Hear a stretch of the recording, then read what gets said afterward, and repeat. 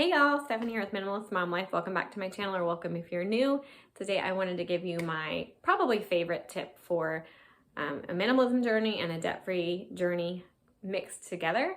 And that is to shop your home, use everything up in your home before you go to the store, and use things to duplicate for other things. So the first one I said was to shop your home. If you are wanting to decorate for a new season, or you're tired of the way something looks, take things from one room and put them in another room and move things around rather than buying new decor. Maybe you're organizing a space and you figure out, you know what, the organizers that I have in that bathroom would really work better in this kitchen drawer, rather than going to Dollar Tree and buying more plastic or the container store and spending a lot of money. Shopping your own home to figure out what you already have that can work in that space and save the money. That'll help you pay off debt or bulk up your savings, and it also limits how much stuff you're having coming into your house. In the same way, use stuff up. Do not go buy more shampoo or try a new shampoo or try a new eyeshadow or try a new foundation or whatever the product is that gets you tempted to continually purchase until you've used up what you have. I have found out there's an entire genre of YouTube that is about using up makeup stashes. So if you have a lot of makeup, I think they call it panning that palette, and basically using up what you have instead of continuing to buy more products. This is a great way to get to know more of what you like and what you don't like. I'm not saying you have to become, burdened by the idea that you can't just get rid of anything, that you have to use it all up. But if you're somebody that it feels wasteful to get rid of stuff, or you're not sure if you even want to get rid of it, or if you would use it, challenge yourself that for a month, for 6 months, for 3 months, for a year, whatever it is, you're not going to shop for X amount of products. Instead, you are going to make sure you're using up all of those things before you shop again. And it can be the same for household cleaners too. And maybe you do run out of one and you find out that you have a whole bunch of another kind that really you can clean glass with that product too, or that product's safe on wood. So rather than buying more wood cleaners, we figured out that we can use up this stash of all-purpose cleaners for both things. And then we're not purchasing more stuff and we're not bringing more stuff into our home. And it's a natural process of decluttering, because as something is gone, then we're discarding the item because it's been used. We've saved the money by not going and purchasing more, because this stuff has already been purchased.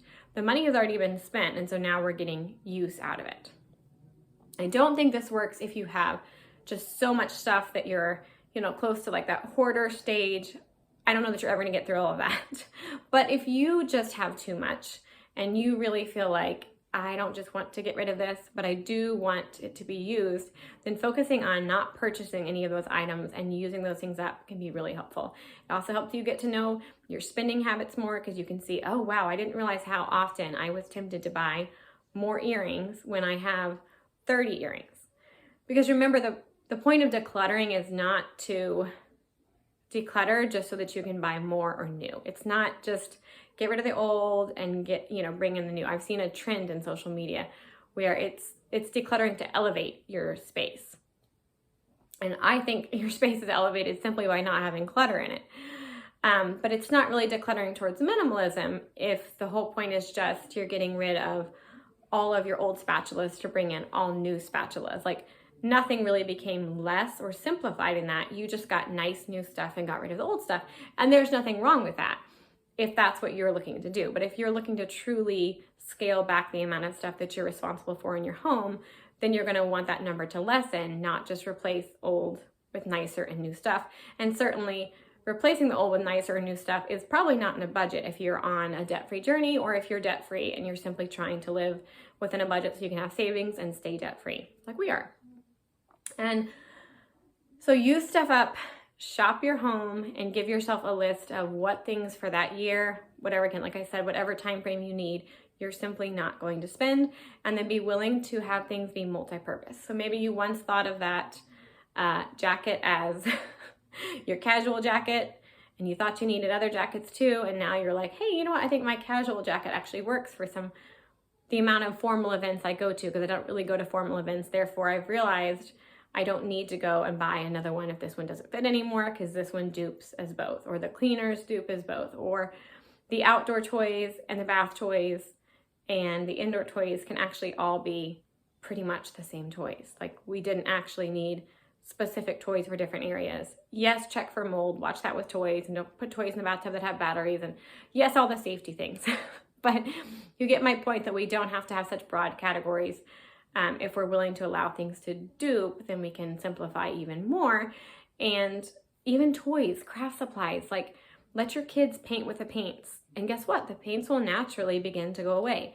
Let your kids play with Play-Doh, and bit by bit, parts of it are going to get dried out and you're going to get through that Play-Doh stash.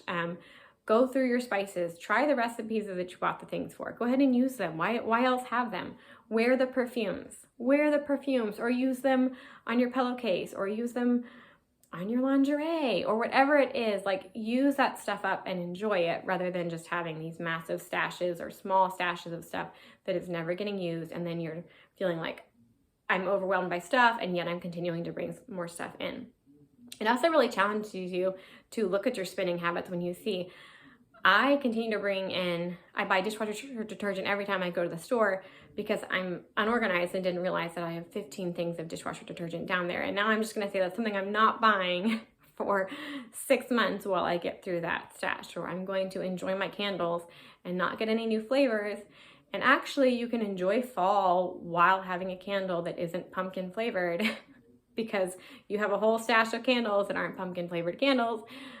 But you're going to enjoy the candle, you're going to enjoy the scent, you're going to save money, and you're going to be using the stuff that you purchased, which was the whole reason you purchased it in the first place.